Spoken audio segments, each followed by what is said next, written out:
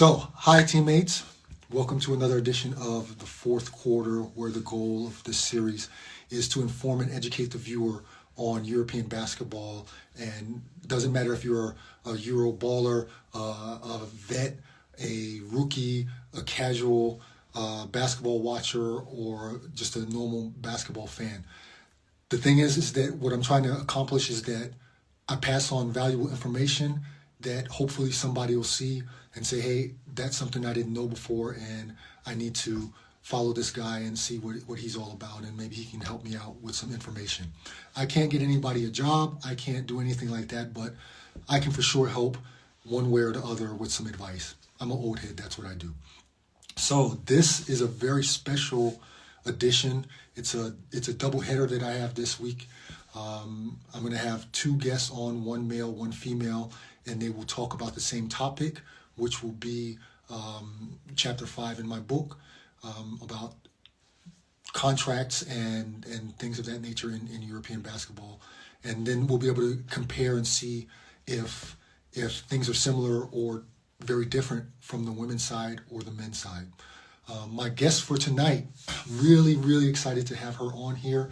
When I decided to do this format, she was one of the first people I asked to be on the show, but of course with her busy schedule, it was really hard to find a time. So spontaneously we found a time this week, although I already had a episode planned, and I said, man, forget it.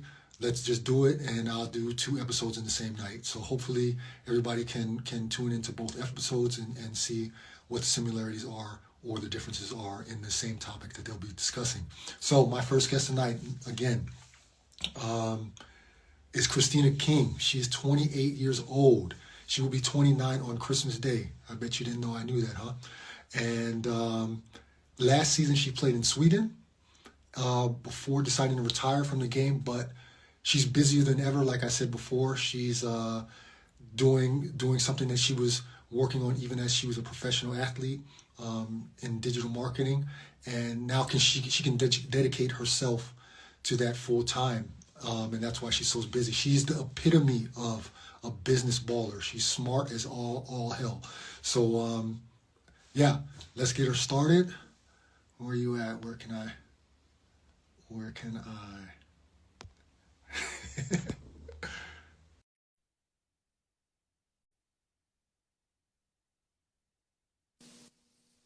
Hey Sean, Hey, how's it going? Can you hear me? how you doing? I got you loud and clear. Thank you. I'm good. I'm good. I didn't know you knew my birthday, so Yeah, I'll pop that on you. I do my homework. love Okay. that. Love that. How you doing? Hey, I am great. Thank you for coming on. Thank you So, for having me. so teammates, I am thrilled to have Christina on here. Um, we'll be talking about chapter 5 in this lovely book right here. Same name, different game. And we'll be talking about chapter 5, which is about European contracts. We had part 1 last week with Levi Levine. That was pretty interesting. Some really funny moments in that.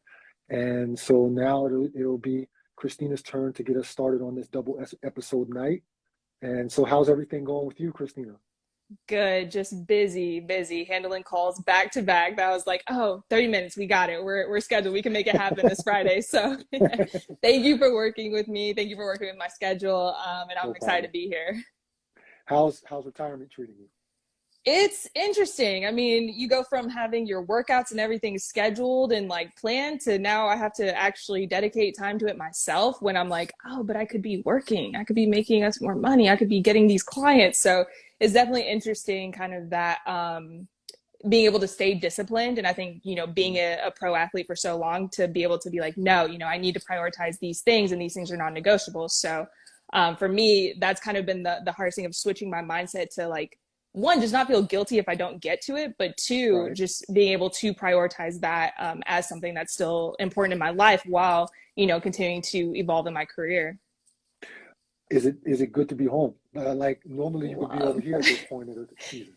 Yeah, that's one thing. I mean, this summer was the first summer that I did not have any responsibilities towards basketball. Like I didn't have to be in a gym 24/7. I didn't have to, only get a month at home and then have to rush back over to start preseason. So to be able to be at home, and I feel like being gone for so long, your relationships with friends, your relationships with family, it kind of stays at like a surface level because they know, in a month she's going to be gone, or she's only here for a Right. week. And then, she's back in Europe where there's a 6-hour time difference. So I think that like being able to really be present and in the moment with my family and not have to like stress about, okay, well, if I do this or like eat this or, we go out here, then I got to make sure I'm back in the gym the next morning. Like having that kind of relaxation and just being present in that moment with them and being able to grow in like my friendships and family relationships was amazing this year.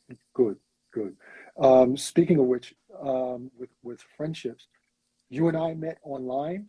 I think I hit you up Yes. first. I needed some information about the second book that I'm writing, and you were one of the people that got back to me. And from that time on, I really appreciate you. I got to say that you've answered all my questions.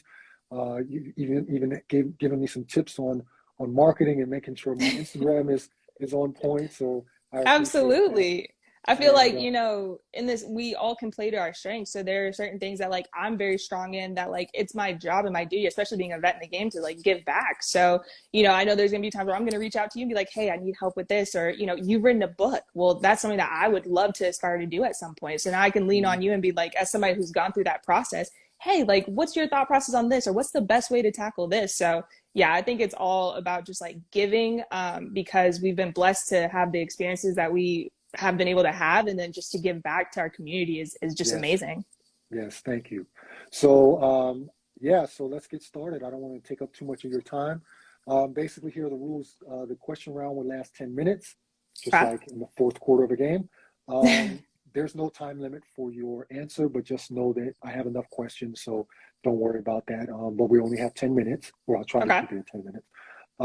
After that 10 minutes, we'll go into overtime with rapid fire questions, short answer questions from you. And then that'll pretty much be it. Then you can get on with the rest of your busy day. Thanks. Okay, so I forgot to show you the clock. This is your clock with your name on there. Okay. I'm trophy over here. I'm Yeah. set. Love the presentation. Okay, so let me start the clock. And the first question is, last week I asked Levi the same question, my guest from last week. When you came out of college, did you have more than one contract offer to come overseas? And was the money part the deciding factor on where you went? Oof. Okay. So my experience with my first job was actually a little interesting. I ended up taking too long in the process to sign with Mm-hmm. a good agent because I just didn't have a lot of like the right resources in place in my corner. And so I ended up taking too long and they signed somebody over me. And Mm-hmm. so then I was like in a rush, frantic, just trying like find the next agent just to say, oh, I've signed with an agent, right? Not Mm-hmm. smart. Ended up signing with an agent who ended up not doing anything for me. I created my own highlights. I was reaching out to coaches and whatnot, like literally doing all the work myself. Right. Ended up getting linked with a coach in Germany, actually, who knew one of my assistant coaches at Richmond. And he introduced me to an agent that ended up getting me my first job. And at this point, I Okay. mean, we're like in August. So Mm-hmm. it was like, got a job in Romania, which at the time, I mean, it's still actually a pretty good league, but it was one of those where they had signed a lot of top NCAA talent. And so it was Mm-hmm. like, hey, just get your foot in the door. It's already Right. late. Like, let's go. So the money wasn't really an issue for me. It was more Mm-hmm. of me just getting a job, right? So Mm-hmm. then I went, and then I mean, I literally signed, and a week later was packing my bags and on a flight. It So happens that like was that just like sometimes. as quickly, yeah. And then at Christmas time, I got offered double my contract in Romania to go to Iceland. And so then I ended up being like, okay, it was about the money at that point. Like, let Mm-hmm. me go.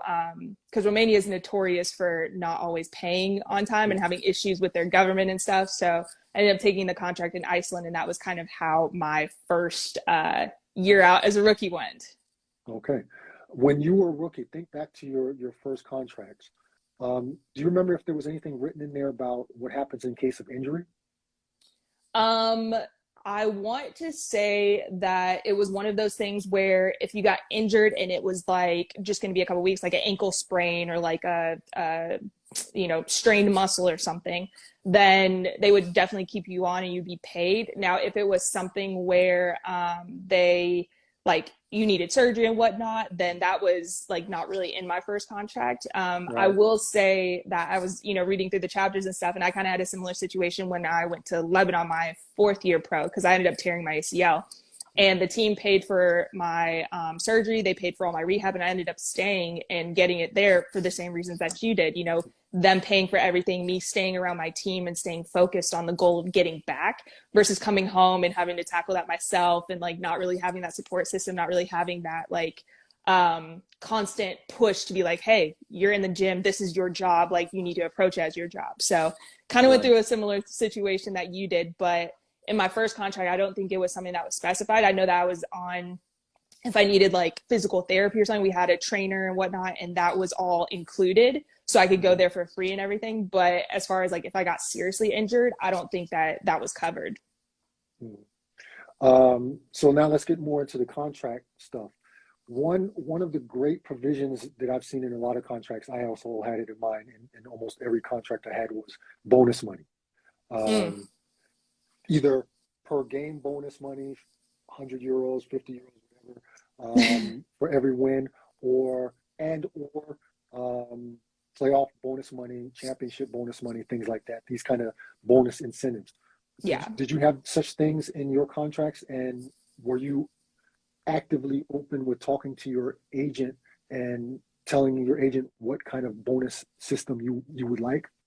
Yeah, I would say my route was a little different because I didn't always have an agent, but I was like negotiating a lot of times with like the teams directly or like through the coaches and stuff of the teams. I did have some bonus structures in place, especially once I got to be more of a vet, and Germany was one of the main ones. We had like if we made it to the playoffs, if we won the whole thing, like that structure was in place. France, it was the same thing, having a bonus structure in place too, which just gives you more incentive because you're like, hey, Right. like I'm trying to win every single game because, we get paid out so much. And then I've had it in Germany for like getting awards too, like because that helps with the team and sponsorships and whatnot as well. So I was able to get bonus through that too. I remember back when I was playing, when I first started, I think I got 50 euros per win. That's nice. Yeah. And we were good, so it added up. So you got 4 wins in a month. That's $200. You're feeling pretty good, Yeah. But of course, as I got older and started making more money as well, those bonuses really added up. They really changed, and that was a huge kind of offset of your main salary, where sometimes you could live from those bonus money. So Yeah. that's always a really nice thing to have in your contract. Absolutely. Another helpful provision that I've seen, especially in smaller countries or teams that don't pay as much, is meal money, or for example, getting meals at certain restaurants that are sponsors or things like that. Did you have that in your contracts at all? Every contract. Yeah, I feel like because on the women's side, like just the money aspect is very different, and there is a big disparity between like men's contracts versus women. Right. So I think that it's more common in the women's side. But yeah, there were places like Iceland, for example. I didn't have a meal money, but I got like a grocery like spend per month that they gave me like a card that was specific to that. So that was really cool. And then in France, they had a partnership with the grocery store that was like literally right next to my apartment. So I could go in and like basically it was like get, this amount in euros, and that's your like allotment or whatnot per month. So I was like, great. Which that was something that I negotiated specifically because France, they don't typically do that. And they don't bring in a lot of American imports as well. So I was like, no, this is like a priority in my contract. I don't want to have to spend money on food and whatnot, or you're going to give me more money, like whichever one you want to do. So, nice. Yeah. So, I mean, pretty much in Switzerland, they had partnerships with different restaurants as like sponsors and whatnot. So that was really cool. But yeah, I would say every contract I've ever had, meals were always included, which was nice. Another old head story. So when my first 4 years, I played for the same team in Austria. We had, I believe it was 2 meals a day. One of those meals was breakfast at McDonald's. So a little taste of home, right? I was Egg McMuffined out. Yes. So literally. I mean, at some point we just stopped going, and it was like, screw that. Yeah. So speaking of women's basketball, how were your contract structured as far as the length? Because on the men's side, you're really lucky if you get one of those 1+1 contracts where the team actually holds the option of bringing you back for the second year.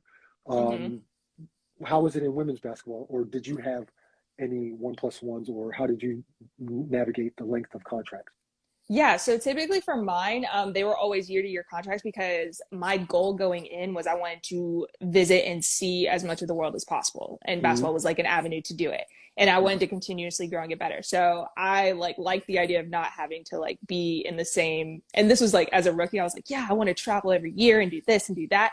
And then towards the end, I was like, it would be kind of nice to have like a 2-year contract or just kind of know where you're going. So that's where I ended up. My team in Germany loved me. I mean, I won MVP 2 years in a row, and they were like just constantly wanting to bring me back. So, but I always had the option. Like it was always on me to decide, like, hey, do I want to continue to go back there, or do I want to go elsewhere? So, yeah, for me, it was like I had like every contract was 1 year.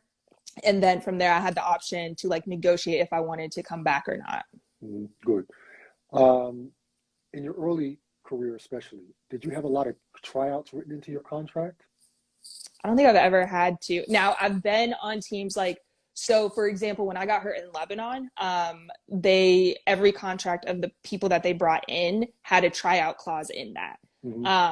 But yeah, for me personally, I've never had to do a tryout period. It was never really like something that was like, we're taking a chance on you. And it was pretty much like, hey, we're bringing you in to do this. You've established yourself. Like, we know you pretty well. Based off like, I mean, I went to Romania and had pretty good stats coming out as a rookie. So, and that was a really good league at the time. So it was kind of like, at that point I'd, established myself pretty well. Yeah. Good. How important was the selection of car and apartment for you? I mean, I was just like really lucky in like, I always, I never had issues with any of the Americans on my teams, which was really nice. Cause I know there are some horror stories out there of like people not getting along or just like issues on the court that then if you're living together. So the teams, like I always asked, they sometimes like with my situation in Sweden, they gave me the option of what I wanted to do, like if I wanted to be in this apartment in this area or this apartment in this area. So they kind of gave me firsthand before I even got there, which was nice. But and then car situation, there's been 2 places where I had the option for a car. One was France, and then the other one was Germany. Everywhere else, it was like, it was so close to the gyms and stuff that you like just walked everywhere and everything was like kind of centered. Or like in Switzerland, everybody travels by bus. They use public transportation. Like it's not a thing to really like have cars like that. Yeah. And so they paid for like my bus passes, month to month. And then same in Sweden, like I had bus passes and whatnot that they paid for and reimbursed every month. And then, but yeah, France and Germany, I mean, like you said in the book, stick shifts. So I actually had one of the members on the pro volleyball teams. She was out there and they had a car too, and they were training me on it so that I could use mine because I was like, I don't know how to drive a stick. Like I've never driven a stick. So we're out like practicing at night. Like we would go out to dinner and then they would take me, to like empty streets or whatnot to practice. So I'd get more comfortable. So I actually learned how to drive a stick shift while being overseas, which was pretty cool. And then when I got to Germany, we had like a couple apartments where like all of our people were like pretty, like we were literally like right down the road from each other. And we had like 2 cars for both teams. So I never really had to drive because, we had like a hefty amount of imports between Americans and Europeans. So we would all just like pack in and then go about, getting to practices and stuff. Okay. So we just went past time, but I've got one more question for you for this part. Is there anything you wish you knew about contract structures back then when you came out of school? Something that you wish you knew? I think like the whole tax thing that you had mentioned in the book, like for example, in France, like because I only played there 1 year, if I would have played there again, then my structure would have been completely different and I would have gotten money back and stuff. So just understanding like those little details in it to be able to put yourself in the best position. And then, when you're coming out as a rookie, like sometimes like teams pay in cash. And so you're just like, okay, cool. I get it in cash and then I put it into my bank account and it's like, Little under the table action. Exactly, which is like maybe not great to mention, but yeah, like just understanding and knowing those like intricate details to be able to be like, hey, no, actually what we're going to do is we're going to set it up like this so that I can get the benefits of that after. So I think just being more informed into just the details per country before signing and making sure that it's structured so that I can get the max and understanding like the laws of the land. Right. Okay, so now we're going to go in overtime with some quick answer stuff. Okay. I got 15 questions for you. So number one, compare your game to a current NBA player. Oh gosh, NBA. NBA. Current NBA. Jesus. Okay. What's his name? I can't think of his name. Dallas Mavericks, the point guard. Luka? Yes, Luka? just because he's a Okay. big guard. He's a big guard. Okay. I wish I was more poised, but he's a big guard. So name your all-time WNBA starting five. Doesn't matter about positions. Damage Rossi, Sue Bird, Maya Moore, probably Candace Parker and Lisa Leslie. Okay. I like that, Lisa Leslie. That's that old head that the old gets to me, right? Okay. I'm gonna get crap. I'm gonna get crap for not saying Cynthia Cooper. I would have to take. I'm gonna take Cooper. Probably Sue Bird, and give me Cynthia Cooper. Okay, I can live with that. I didn't say this before, but you played in 10 countries. 10 countries. Which was your favorite? I would probably say overall experience, probably Taiwan. Just the level was so high. The people were amazing. They love, Americans. They love basketball. So it was just such a great experience. Wow. I think I've never actually met anybody that played in Taiwan. It was like, because it was a like Olympic qualifying event. So you're playing against the national teams of like all of these different Asian countries. And I mean, just for a women's event too, like it's packed. I mean, I had people coming up to me after the game, like interviewing me, like fans in the crowd trying to interview us. They're like at the buses, like wanting to take pictures and stuff. It was just amazing. Okay.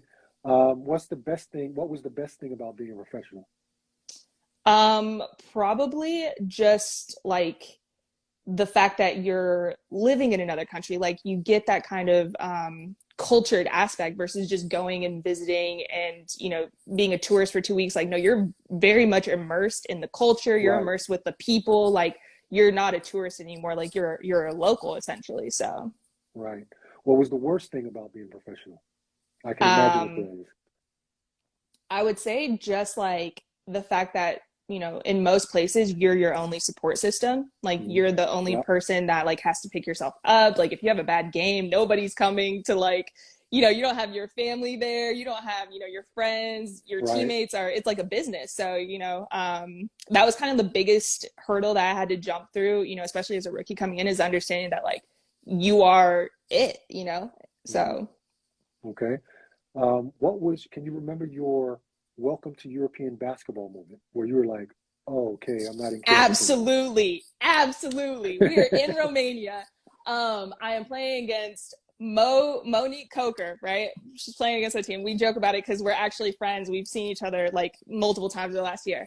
And so I'm like, we're playing and it's a tough game. And I go to do like a step back to my left, right? Step back. She's about 6'1".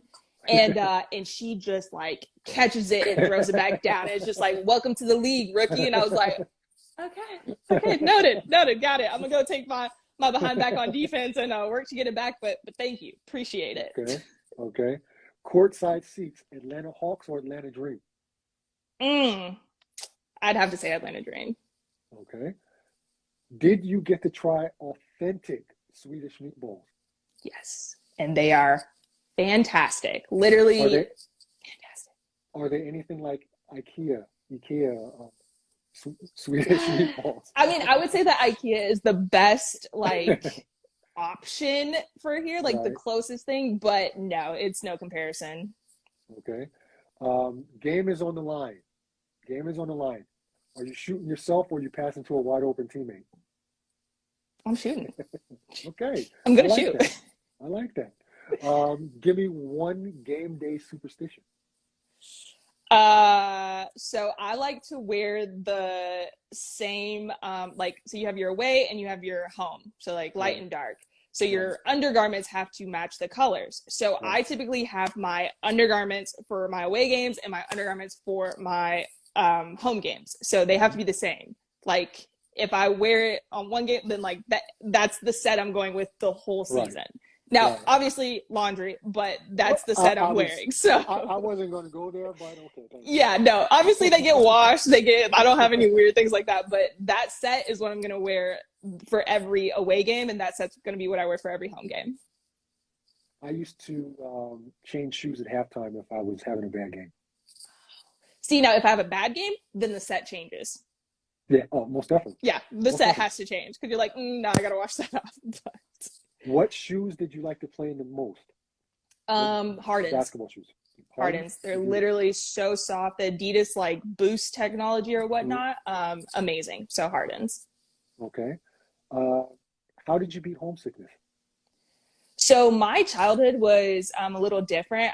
Had spent time away from my mom and away from my dad. So like I was kind of used to, my mom lives on the West Coast in Washington State. My dad lived in Georgia. They just moved to Houston. So I was like used to going back and forth and like being away from people. So it wasn't necessarily like the distance that really bothered me because I'd been away, you know, growing up a lot. And then I went to school in Virginia. So that was still away and you don't get to come home a lot. So it was more of just like being able to be present when I am home and being able to appreciate it because I miss the people.